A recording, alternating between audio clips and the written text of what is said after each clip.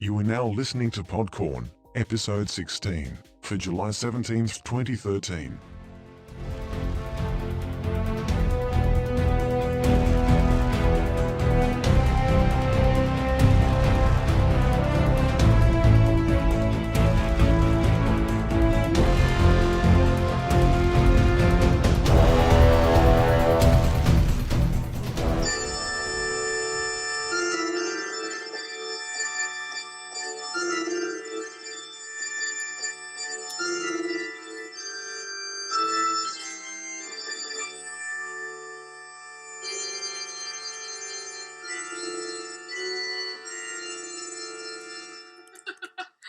Your keyboard has gotten more use out of it for podcast goofing off than I haven't used it that much lately. No, I mean, I used it for a while, but it hasn't been a while. Yeah, that's the Gypsy Danger. Gypsy Danger, what's that? That sounds really interesting. Gypsy Danger is the name of a robot in Pacific Rim. It's the American robot. The Gypsy Danger. They're called Jaegers. Yeah, the Jaeger. Thank you. The robots. The robot. I thought that Jaegers were the people who fought in the robots. No, the Jaegers were the robots. So are they Jaegermeisters then? The guys that That's a good that point. man the Jaegers? Yeah, that's nice, Amy. Hey. Anyway, yeah, so we saw Pacific Rim last night. Who's we? We is me, Amy Reeder, and Brandon Montclair, and also we have Chris Robinson here, who's been the guy behind the scenes, like helping us with all the podcasts, and he's got a lot of interesting things that he's doing on his own. But say hi, Chris. Hey, guys. Yeah. So we're going to talk about Pacific Rim. Yeah, that's one of the It's a subjects. very comic booky movie. Yeah. But first we're going to talk about Chris Robinson. Yeah. Do you prefer the amazing Chris Robinson or just Chris Robinson? Just Chris Robinson's fine. I feel like you guys talk about me too much, to be honest. I feel like people are like, I came for Amy and Brandon, not for this other guy. There would be no Amy and Brandon if not for Chris Robinson. No, it's really true. Like, we're not very good at figuring things out in life. And, yeah, Chris knows all the technical stuff. Or I guess I can talk to you, to your face, since you're on the podcast now. But yeah, Chris, you help us a lot, but it's also like a weird, I don't know, you just have a really good ability to be able to bring quality into what we're doing. And I think a lot of the personality comes from you. I mean, the fact that you have like hilarious little commentary for each of the podcasts. I mean, it's all picking all the music. Your personality is in there. Yeah, there's the music element, Some of the edits are pretty hilarious, and yeah, I really love the intros and outros that you do too. So, well, thanks, it's good guys. stuff. Yeah, met Chris through. It wasn't even Halloween Eve. I think a different Kickstarter, right? It was. Yeah. What? Halloween Eve wasn't even on my radar, unfortunately. Yeah, this was Reading with Pictures. Oh. And I had, I edited that. Those two went. Well, the second one isn't out yet, but I did some editing for Reading with Pictures, which is it's like a textbook basically for it's a textbook.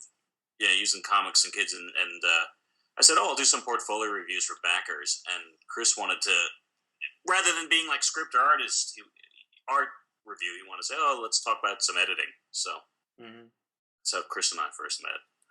Yeah. And then then we met face to face, all of the three of us, in New York when you were interviewing for a job. Yeah. So, but ever since, Chris has been, not ever since, but ever since we started PODCORN, Chris has been making it happen. Yeah. So yeah. And so an interest in editing. Yeah. Which is kind of like you got an announcement, so we said, let's get Chris on and talk about it a little bit. You have some comics that you literally edited, right? Oh yeah, absolutely. Yeah, no, I've edited in the past. I got if you go to my website, ChrisRobinson.com, I have a whole section there where you can see like all the stuff I worked on in the past. But it's mostly been like mostly for Archaea, some other stuff here and there. But this new thing is all on my own, and I think the creator lineup really reflects that. Well, what is it? Tell people about it. Well, it started as a book, and it will end as a book. But for right now, it's going to be a bi-weekly series on a website called fanbros.com, which is an extension of the excellent geekdom podcast, Fanbros.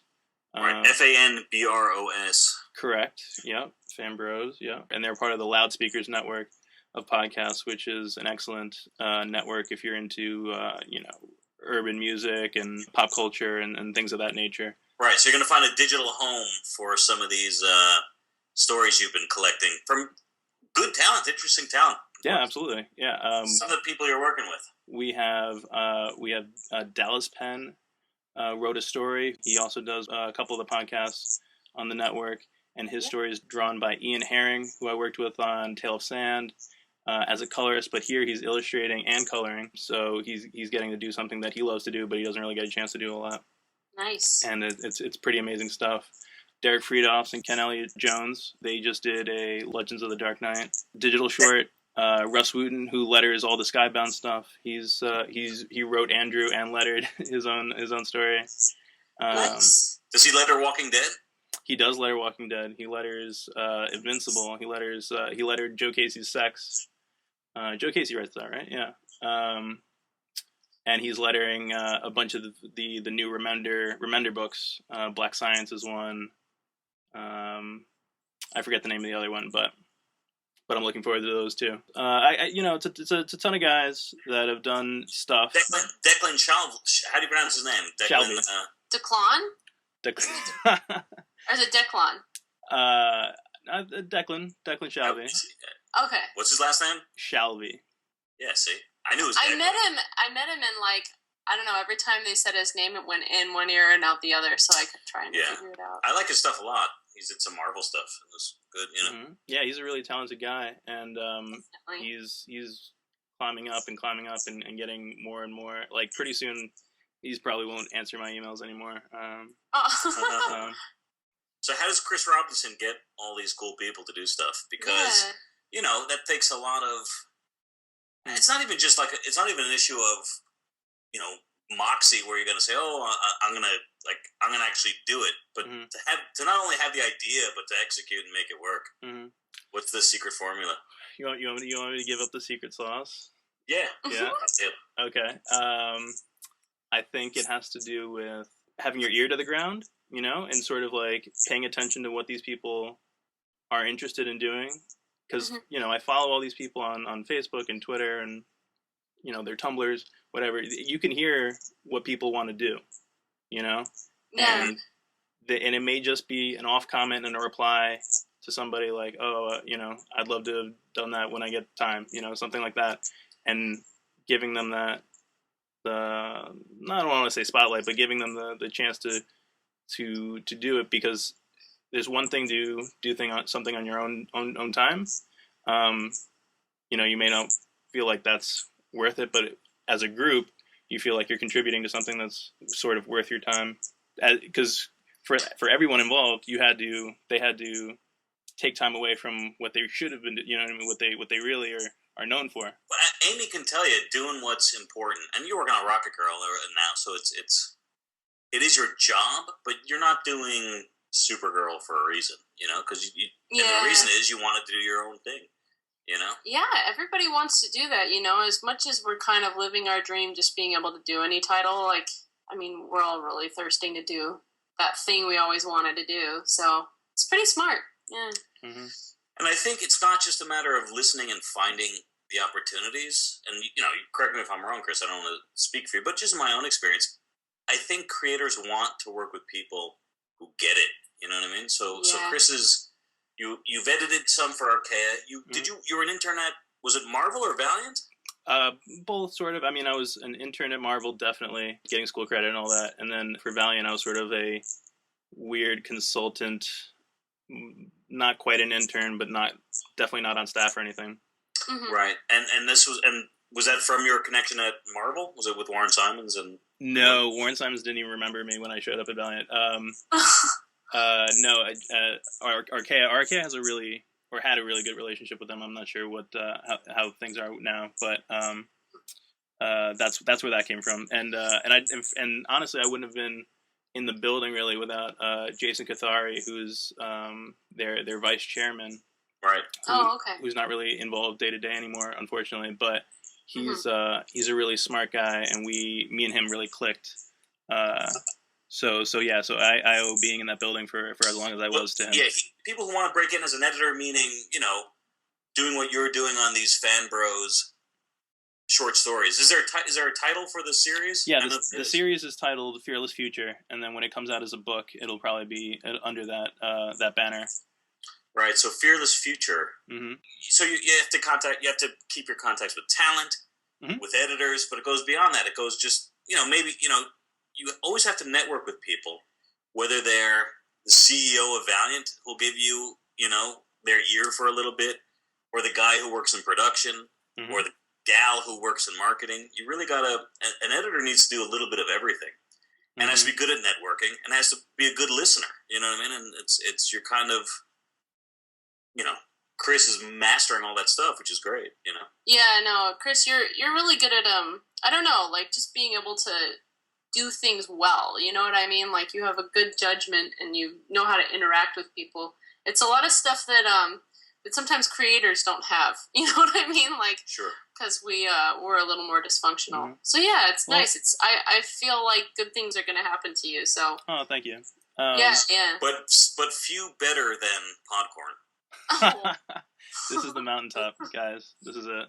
So Fearless Future. What's the easy link for people to get to it? It's going to be this. Well, this podcast will be coming out on the 17th, and the first story will be available. Absolutely, it's available right now if you're in the future listening to it. Absolutely. So if you hit fanbros FANBROS.com, or even easier than that, if you hit the show notes, check the description. There will be a link in there. There you go. And what's the first story? The first story is Yes You Can by Dallas Penn and Ian Herring. Nice. I already like it. It's good. You should check it out. I will. Cool. Sweet. And you're a big fan of not just comics, but Pacific Rim. I saw you on Twitter. You're very excited. I went on a little bit of a tear on Twitter talking about Pacific Rim. Has it subsided, or are you still as jazzed as you were? Oh, I mean, I pulled back on talking about silly movies for a little while, but probably by next weekend I'll want to go see it again, and we'll be chatting about it. Nice. I'm really enjoying the rejected Jaegernames hashtag though.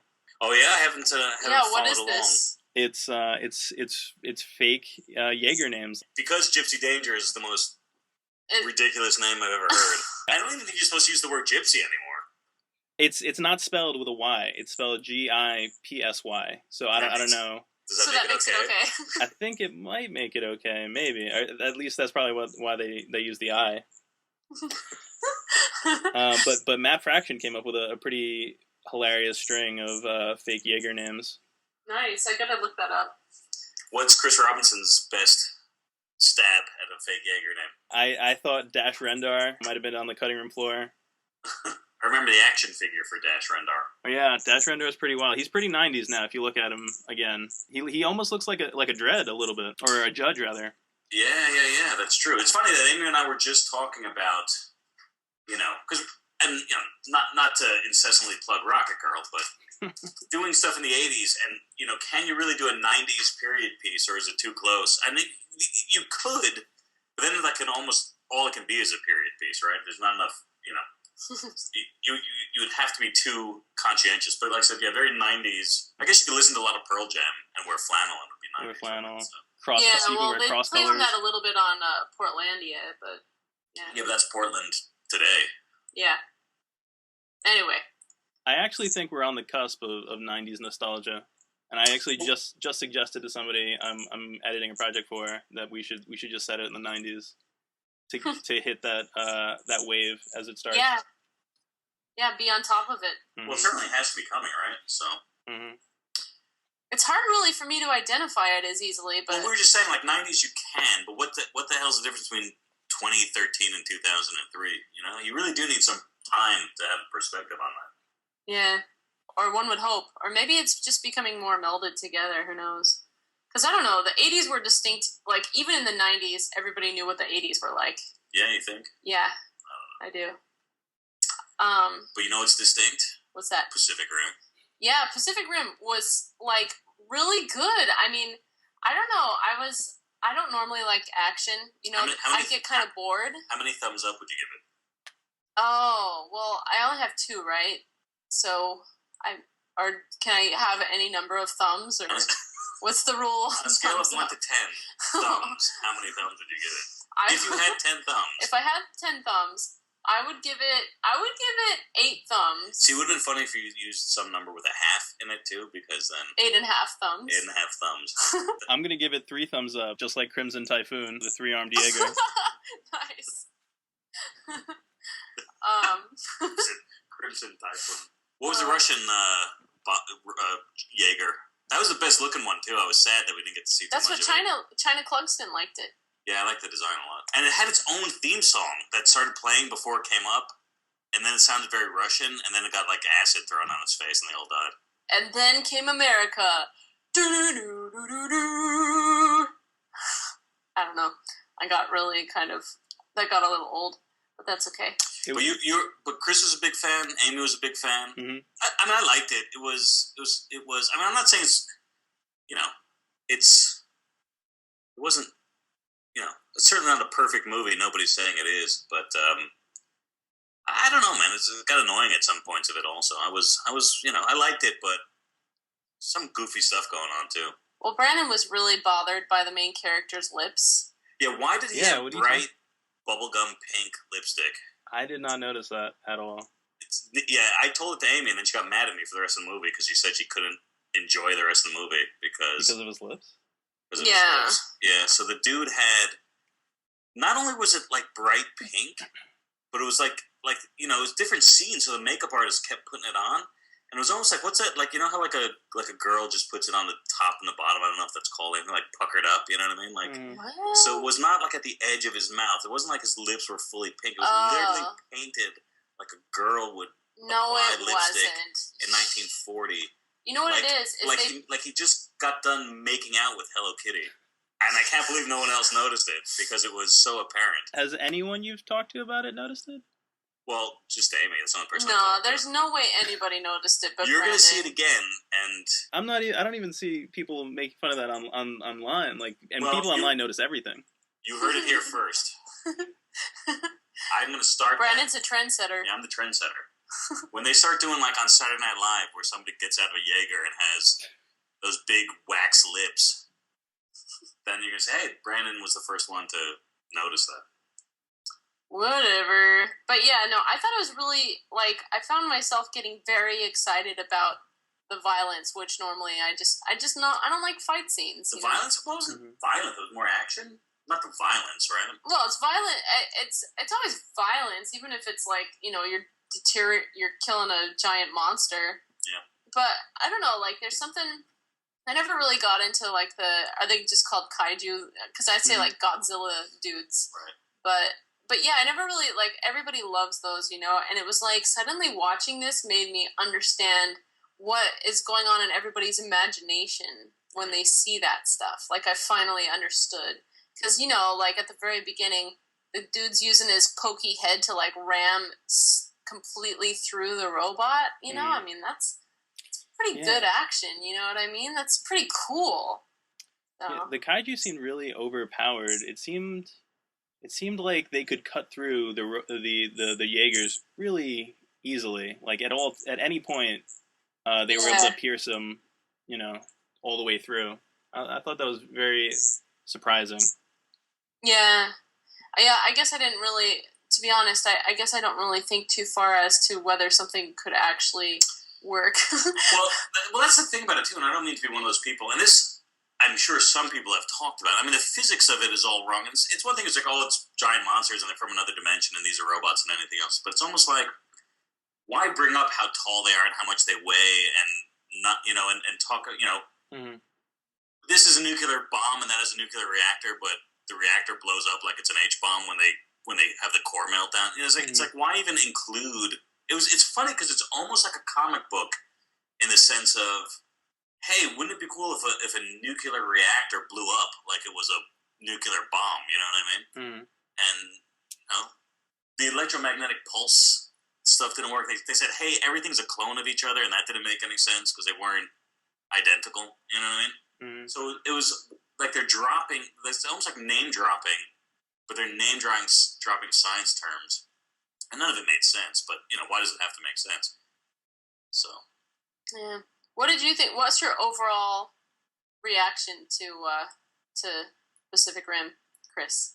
I loved it. Right now, it's sitting at number 3 in the box office with a little over 39, and so I doubt it's going to get a sequel. But I was going to say, because is that good or bad? Because there was a lot of it wasn't tracking well, whatever that means. Like people were excited for it, but then it's like, oh, it's not going to do well. And then it seemed to me that it was doing well, but that's just because the only news I listen to are Twitter feeds of comic fans. Mm-hmm. So. Well, the projections were a lot higher. It was like mid-40s for the projections. Mm. And what was number 1 and 2? Oh well, get this: Grown Ups 2 and Despicable Me 2. So 2 sequels and 2 family movies. And Pacific Rim should be up there because it is. I mean, think about it. There wasn't any swearing. There wasn't really too much romanticism between the main character and the girl. The one female character in the one female character. That's right. So I think it was just a really poorly marketed movie, and the title's not great, and it's just not connecting with people when it really should. Like all the people that took their kid to Man of Steel and were pissed afterward should have taken their kid to this movie instead. Yeah. It's like it wasn't too scary a movie. Certainly, if a kid's 7 or 8 years old, they would be fine with it. You know what I mean? It's funny because I have a 4-year-old, and she gets to an age where if it's just big surprises and things screaming and jumping out at you, or even scary music. Yeah, she would get scared, right? Yeah. But like a year and a half ago, it would have gone over her head, and she would have just seen things running around and not knowing what's going on. Yeah. And probably liked it. And if you're in 1st or 2nd grade, you're not going to be too scared by. I mean, I would have been a little scared, but I get scared really easily, right? And I could handle this movie pretty well. You wouldn't have nightmares about kaiju, though, would you? You know what I mean? I don't normally remember my dreams, but I get really scared of movies, and the fact that I wasn't like aching inside about how scared I was in this movie probably says something. So, Chris, better or worse than Tokyo Drift? From the do you mean Fast and Furious 6? Fast and Furious? From the Fast and Furious series. Wait, are we like literally Tokyo Drift, or do you mean Fast 6 that just came out a couple months ago?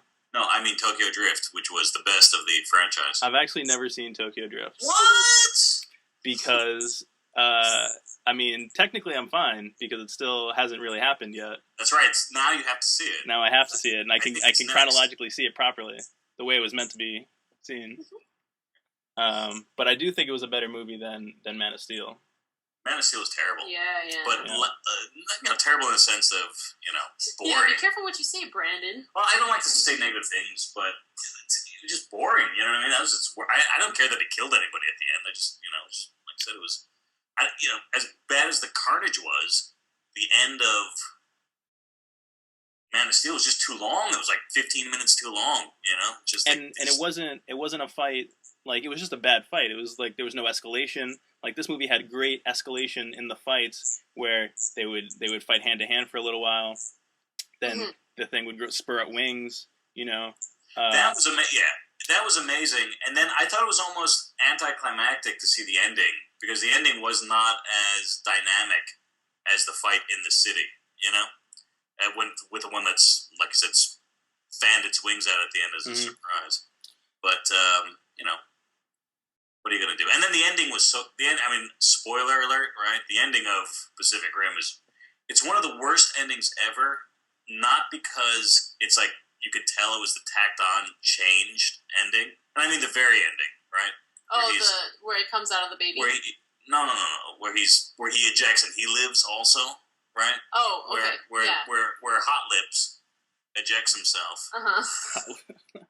It's like you could say, okay, they had to go back because they can't kill him at the end because they it tested wrong with Middle America. Yeah. But to have him escape the exact same way she did, after they made such a big point of it's a no-win scenario. I have to give her all of my oxygen and let her go out now because I can fall by myself. But then, hey, I can just wait, and I had enough oxygen for myself, and I could have waited and did it and ejected myself, and it'd be fine. It's like, there should have been a different way for him to be, miraculously saved at the end instead of dying, which obviously was at one point that was the script. You could kind of tell, you know what I mean? But then it's like, we have to make it a little happier. So I thought that was just, like I said, terrible. Not that it was the worst idea ever, but just that it duplicated the previous scene with the girl. Yeah. Yeah, I don't know. My biggest disappointment was just the girl. Like, I mean, I guess it's good that she was a pretty major character, but it just seemed like no girl really acts like that, And I don't really understand, like, why it's so hard to make a female character, because people treat me like a human being from day to day. So, I mean, I know guys know that girls are human beings, so I really don't understand why she's so, like, she's got, like, this breathy voice, she's so very, like, stereotypical and stuff like that.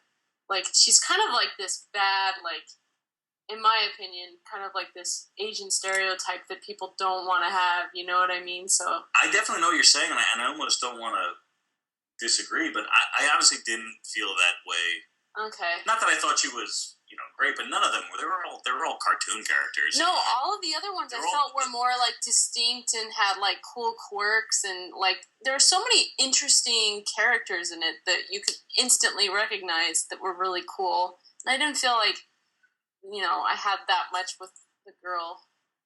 What do you think, Chris? Thumbs up or thumbs down on Mako, whatever. Mako. Well, my opinion really doesn't matter. I can't speak on that, but I don't think it was offensive. It goes at it. I don't think it went out of its way to be completely offensive. It's just it could have been a lot worse for sure. Yeah, but you're not even the problem was that it was offensive. You're saying that it might have also been offensive, but you were just saying it was uninteresting. And I thought, she was an okay character. As much as anybody else was. Yeah. I liked her backstory, and I thought Amy's favorite character were the father and son duo of Lance Armstrong and Jeff Johns.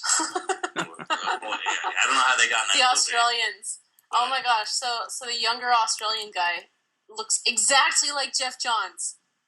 I don't know if you know what he looks like, but it's a spitting image.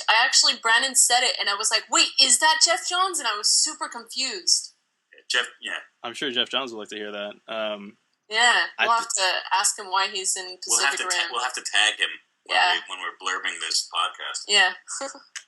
but no, I thought that guy, Chuck, was just like, he looked way too much like Raleigh, right? I know, they look so alike. I couldn't tell them apart at first, but then when he called him Jeff Johns, then I could remember. I thought that's where they were going to go with it. I thought it was going to be like, that's his brother, yeah. Or that's his brother. Like now you guys have to drift together because you hate each other, but now you got to drift because you are spitting images of each other.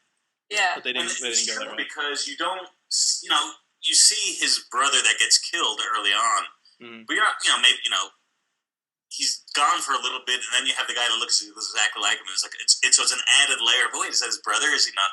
He's not dead. You know what? It's true, Chris. It's like exactly what I thought when I first saw him too on that video or whatever where they're interviewing him. I was like, oh, I see. And then it didn't really happen that way. Who knows? The Russians were awesome. Also, I wish more of them would. More Russian would be good. The matching bleach blonde hair was. Yeah, we're going to do that for Halloween, I think. Me and Brandon. Is there backstory on the Russians? Were they brother and sister? Were they lovers? What's going on? I think they were brother and sister. Really? Yeah. Really? I don't know. They came off as lovers to me. But didn't you read the prequel comic? Well, I read the it. first story. Yeah, we read the first section. I wonder if it's described there. But the first section's about that dude who I guess is Chinese. He didn't look Chinese in the movie. But the guy who... maybe he was part or something. I don't know. Yeah, the one guy who's kind of like in the control room all the time and like kind of had buggy eyes or something. With the suspenders? Yeah. Yeah. He's supposed to be Chinese? Well, in the comic prequel, he is, yeah. Oh man, maybe they started that way, and then by the time the the book was done, that wasn't the case anymore. Well, do you know who the actor is? The actor was in, I remember he was in that Capote movie, in Cold Blood, with Philip Seymour Hoffman. He was the killer, right, who was part American Indian? I can't remember the guy's name. Perry. But I don't know what else he's been in. I don't know what his ethnicity is. Maybe he's mixed race. I don't know. I don't know. But so that's the first story. Yeah, the first story is that. So Brandon's gonna thumb through and see if he can find any more information. You know, this is a good sidetrack. You know who almost drew this entire book? Oh, who? Amy Reeder. Really? Yeah. Well, I mean, you know, who knows if it would have worked out even if I said yes. But yeah, no, I right when I finished Batwoman, Bob Schreck was asking if I'd be interested in drawing the prequel to Pacific Rim, and he, I know that like I didn't have a ton of time, so I was a little concerned about that, and I don't know, Batwoman was kind of hard on me, so I was really nervous about burning out, and I knew that I would have to draw these crazy robots and detailed cities, you know, because they're all tiny, so that's like a lot of rendering, and then I'd also have to draw awesome kaiju, and that's none of these things are my strengths, which I mean I could try to make them my strengths, but I was just like really worried about failing in the eyes of Bob Schreck and like I don't know, running out of steam. So I actually passed on it. But after the first fight scene, she was angry that she didn't get the girl. Yeah, I mean, after I saw that, I was like, oh, that is pretty amazing. But, I mean, you know, I'm not sure. But yeah, no, I was... That's wild. I can't even... Like, I don't think of you... When I think of mechanical artists, I can't even really think... Because you have, you know, so many soft lines and, like, curves and, like... I mean... You know, I don't want to like. I don't. No, speak to it, you know it's what I mean? true though. It's not my strength. Like, I mean, that would be me. That'd be stretching a lot. You know what I mean? Mm-hmm. So, I mean, obviously, I would have reference, and I could pull it off, like, if with reference and stuff. But it's just not really like. It's just not what I naturally excel at. You know what I mean? So, I was a little worried about that. And yeah, again. Like maybe I could have taken a chance, but well, it's not like you're taking a chance and it's like, I'll spend a week or a month doing it. It would have been a year that you're it'd be a year's worth of work. They used several artists for the hardcover. Yeah, but at the time it was like, Amy, do 125 pages. You know and I just really felt like I had to kind of find myself. I really wanted to start inking and coloring myself and having more say about things because, I just wanted to kind of have more control of my career. Yeah. So, I told him no. It sounds like the book's doing really well, though. Like, made the bestsellers list for graphic novels or something. Hardcovers, The Comics New York Times bestseller list. Yeah. It got bumped off by Saga #2 this week. Oh, dope. It's still on the list. It's just not #1. Yeah, it's up there. But crazy, right? I know, so. Yeah. It looks like the second story in here is about the doctor. He was all fun. of a sudden super buff and making out with girls in this comic. So. Well, so I was kind of wondering, like, when they were totally lovers, those two, also. Oh yeah. Did you think about that, Chris? I don't even mean that to be salacious or insensitive. Like, when I swear the ending should have been the two of them kissing after they drifted together because, like, they suppressed it for that long. Yeah, Chris, what do you think? That never crossed my mind. Really? To me, it was like they were totally Bert and Ernie all the way. Like, oh my gosh! I thought it'd be really funny if they drifted and then they both like realized that they loved each other by getting in each other's minds. Yeah, maybe you can get your own spin-off story still with Legendary Comics, and we could do that. Yeah, I could make some, or just make some Pac Rim Slash in my free time. Yeah. But like I said, I don't mean to be that vibe just to be funny or goofy or anything like that. It was very funny. Bert and Ernie is the exact right analog, right? It's like they had great chemistry. They really did. I mean, they were great characters. I mean, because you know, in the in the writing of it, I'm sure they had the discussion like, well, what scientist character are we going to go with? The kooky, like mad scientist, Dr. Wily type, or are we going to go with the new science, the rock star science guy? And they're like, well, why not both? You know, that's they got to split the difference. That's very cool, and the whole movie, I think, you know, and it makes sense they stayed with Charlie Day's character. He had his own side thing because the whole movie really leans on making science cool, and I hope kids like walk out of the movie and want to be scientists. Maybe, I don't know. They probably like I said, I mean, I'm certainly not a science or even a science buff, but that's why I was so surprised it had so much peppering of real world science, but then like none of it made any sense. You know what I mean? Like I said, you know, not that I want to be one of those guys to point out all the flaws, but again, you know, just so many things that they said, hey, we're going to incorporate the real world, and then it didn't make any sense. You know, I mean, it just wasn't accurate. But you know, like I said, I don't want to be one of those guys going through the list. But I was talking about it before, where it's like, you know, they have a reactor that's going to melt down, but somehow it's the same as a nuclear explosion, which blows up the bridge in that dimension. Except the first Jaeger with the Australian guy and Marshall Pentecast, what a great name. Mm-hmm. But they're like, oh, we're 100 yards behind you. They're like, well, no, forget it, we're not going to make it. And they nuked themselves. I was like, well, they're only a couple hundred feet away.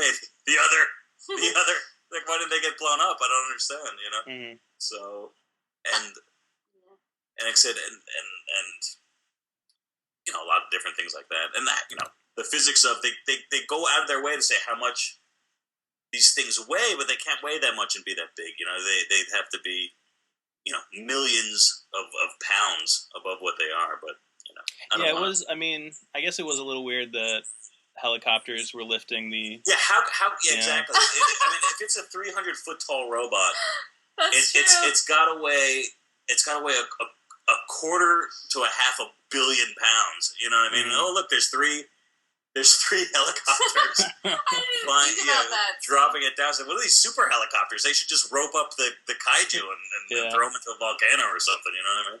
So, yeah, there's some goofy stuff.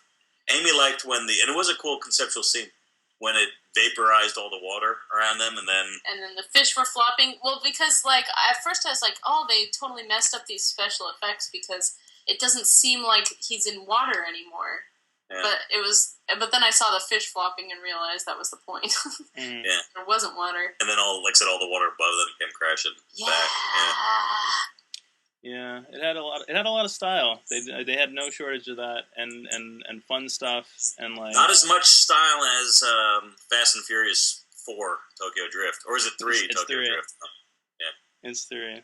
I've seen none of those. They sound boring. Fast 5 is pretty good. If you have an hour and a half, go see that. But maybe Fast 6 is pretty disappointing. I don't know. Did you see that, Brandon? Which one? Fast 6. No, and I have to catch it. Hopefully, it's still someplace here in the city. So Amy was supposed to watch my daughter so I could see it. Sorry. The first time I saw Fast and the Furious, which is what I really wanted this podcast to be about.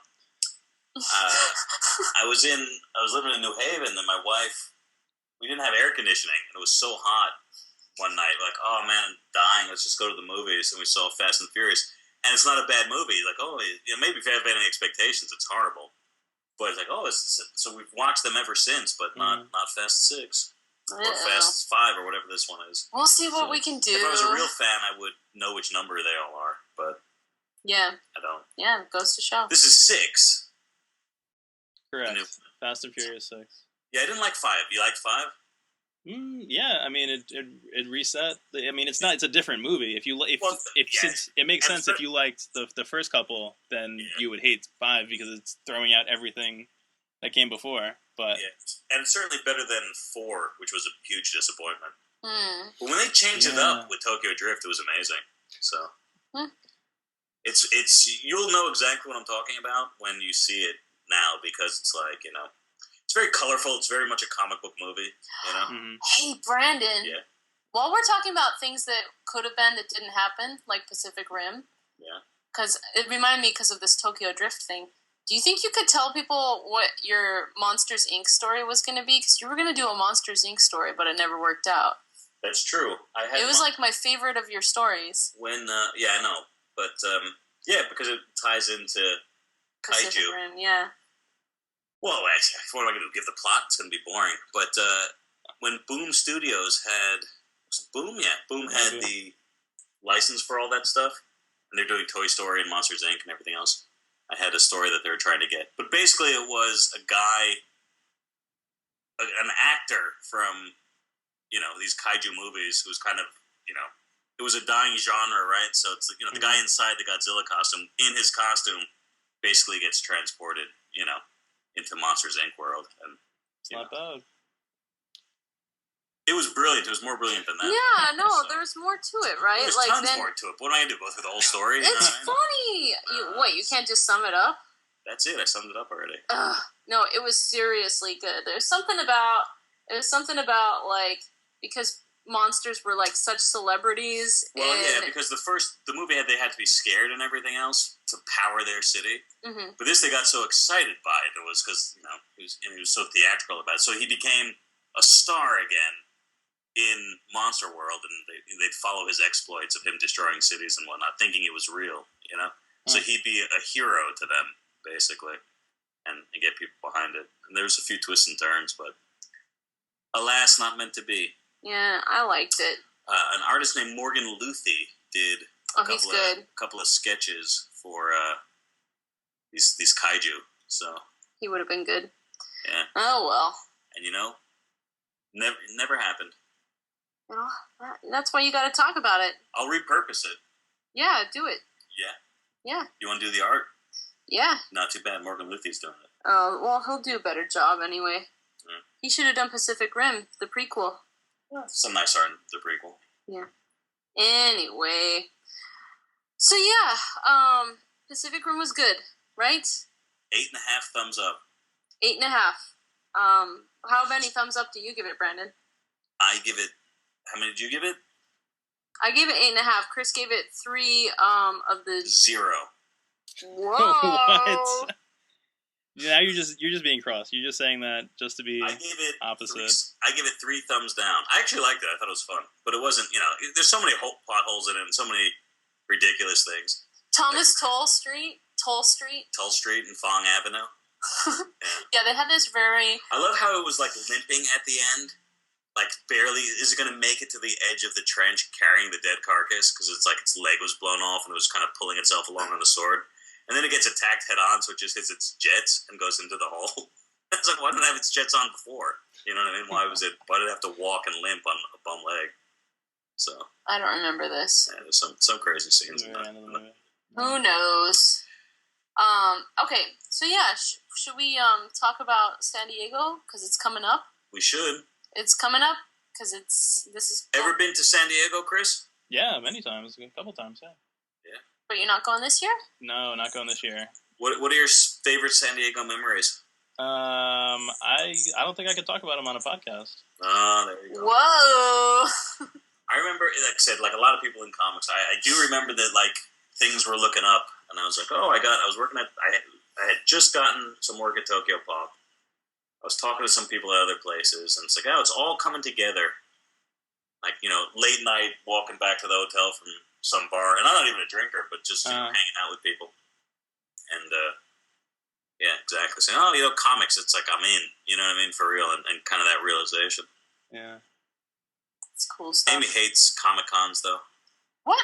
Why do you say that? Just so you can reject it and tell something interesting. No, I like them. I like San Diego, too. I've never hated it, like everybody else. You've never hated any Comic-Con. I mean, there's some that have been a drag, but...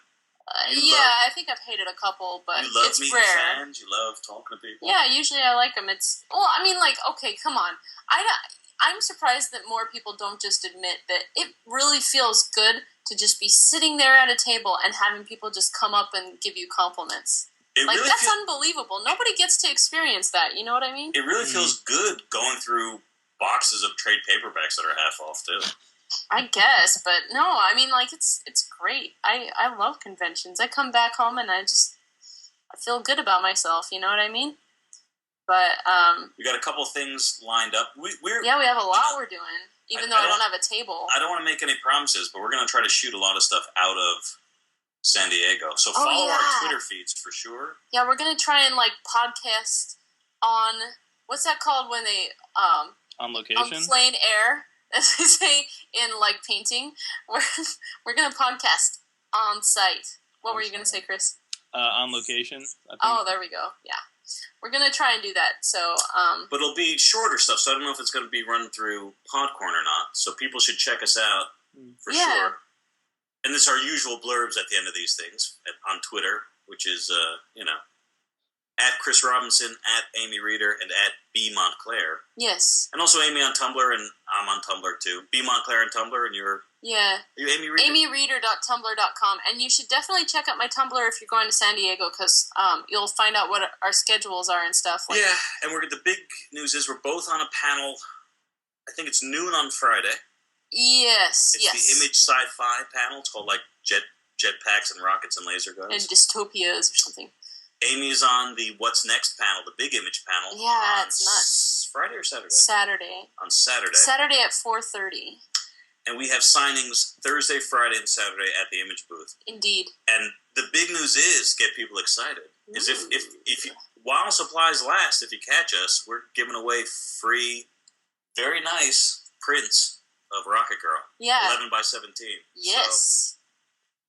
So make sure you get in on that. Come to our signings and stuff. I'll draw you a sketch, Keep us company, make us feel like you like us. Yeah, pretend. Yeah. Yep. Well, Chris, it was Chris, what are you doing during non-con? Non-con? I'll probably be getting ready the next week of Fearless Future for the next week. That I gotta get that ready and awesome. And while not everyone can go to San Diego, everyone could read Fearless Futures. Yeah, definitely go out there and read it. Yeah, absolutely. Check the show notes for the links to today's strip. Yes. All right, Chris, you've been through everyone. Now you're up in the front. We'll get you on again. We'll do a review or something, so we'll all read something and talk about it. That's sound good? Yeah, it sounds good. I actually when you guys talked about Shimura, I actually went to my LCS and just picked up whatever they had. They didn't have Shimura, but I did read some Dread based on that episode. Oh, cool! Awesome. Yeah. Cool. All right. Well, thanks for being here, and we'll see the rest of you guys around. Hopefully, some of you at San Diego.